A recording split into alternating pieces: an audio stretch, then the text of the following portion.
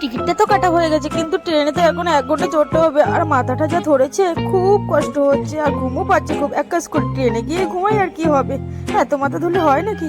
মার বাড়ি গেলাম খালি হাতে, কিন্তু মার বাড়ির থেকে এত বড় ব্যাগ ধরে দিয়েছে, আমি তো বইতেই পারছি না। যা কষ্ট হচ্ছে না কাউকে বলতে পারছি না। ও দিদি, এটা লোকাল রেল, এখানে হাত পা খেলেও ঘুমালে হবে না, আমাকে একটু বসতে দিন।